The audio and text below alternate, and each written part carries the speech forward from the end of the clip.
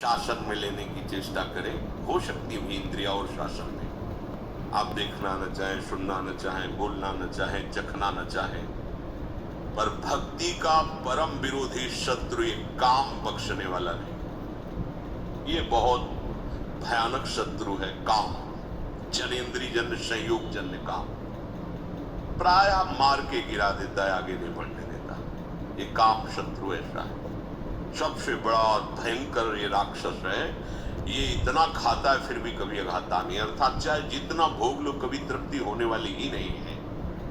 भगवान ने इससे बहुत बड़ा वैरी कहा है गीता जी में, और अर्जुन से कहा मार इस दुश्मन को, मार सबसे पहले इस काम को गिरा।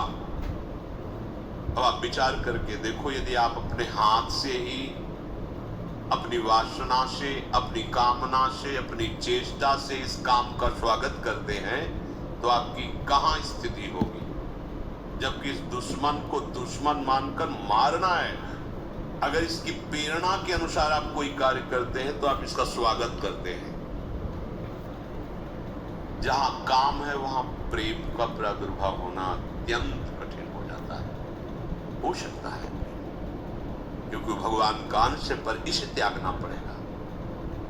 और बहुत सुंदर काम के नाश का उपाय श्री चतुरासी जी की फल स्तुति वर्णन करते, भाव जल निधि को नाव, काम पावक को पानी। और श्रीमद् भागवत में शुकाचार्य रास पंचाध्याय का फल स्तुति वर्णन करते हैं। ये जो ब्रजबधु की रास क्रीड़ा श्री कृष्ण के साथ है, इसका जो गायन करेगा उसका हृदय रोग नष्ट हो जाए। विक्रीडितम ब्रजबधु भिरदम च विष्णु, इस श्लोक में वर्णन किया है। यदि हम प्रभु का स्मरण, प्रभु की लीलाओं का गायन करें तो बहुत जल्दी इस सब काम रोग से बच सकते हैं। इसकी बचने की एक वृत्ति है, युक्ति है। अगर वो आप पास रख लें तो आप बच जाएंगे। वो युक्ति नहीं है तो फिर आपको घसीट ले जाएगा। ये अनुभव की बात कह रहे हैं। कुछ बात होती है जो शास्त्रीय, और उसी का जब अनुभव किया जाता है प्रैक्टिकल उसका, तब वो बात ज्यादा समझ में आती है। इस काम को ये देखा है कि उसका कोई भी आश्रय नहीं होना चाहिए, सहारा नहीं उसको होना चाहिए। अगर आपको लग रहा है कि 1 किलोमीटर जाने के बाद हमारे काम की पूर्ति हो सकती है, तो मर गए आप, मारे जाओगे, मारे जाओगे। अगर कोई भी व्यक्ति शरीरधारी इस काम का आश्रय आपके हृदय में है तो आप मारे जाओगे पक्का। हम उस शरीरधारी के पास पहुंच जाएंगे तो इसकी पूर्ति हो जाएगी। तो आप चाहे जितना ना ना ना करते रहो, इसका प्रथम स्वभाव है, इसका नाम मनमत है। ये मन को ऐसा मथेगा कि आपको वहीं पहुंचना पड़ेगा। पहले कनेक्शन हटाओ। कहीं भी इसके लिए व्यवस्था नहीं होनी चाहिए। आपको अनुभूत बात बता रहे हैं, इसके लिए व्यवस्था नहीं होनी चाहिए। अगर व्यवस्था है तो ये अव्यवस्था फैला देगा। बहुत ही जोरदार विरोधी है ये, छोटा मोटा विरोधी नहीं। ये समझो ये ढहा तो सब ढहा गया, ये गिरा तो पूरा का पूरा पहाड़ गिर जाएगा समझो।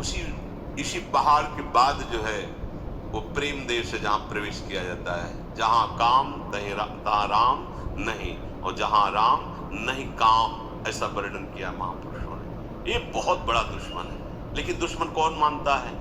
इसको तो प्रियतम माना जाता है। अंदर से देखो, इसे तो सुख माना जाता है, इसे तो बहुत गुप्त रखा जाता है, इसे तो हृदय में छुपा के रखा जाए। अगर कोई कह दे तुम कामी, तो कहेगा तुम्हारे पाप कामी, हम कामी कैसे हो सकते हैं? वो गुस्सा हो जाएगा। वो हृदय में हमारे ये दुश्मन छिपा हुआ है, दूसरा उसे बताना चाहता है, हम स्वीकार नहीं करेंगे, उसे बिल्कुल छुपा के रखेंगे। ये सबसे बड़ी कमी हो रही है। अगर इस दुश्मन को दुश्मन के रूप में देख लो तो पहला बाण मार दिया आपने उसको, वो ढेर होना शुरू हो जाएगा। दूसरा, कोई संयोग का विधान नहीं रखना है।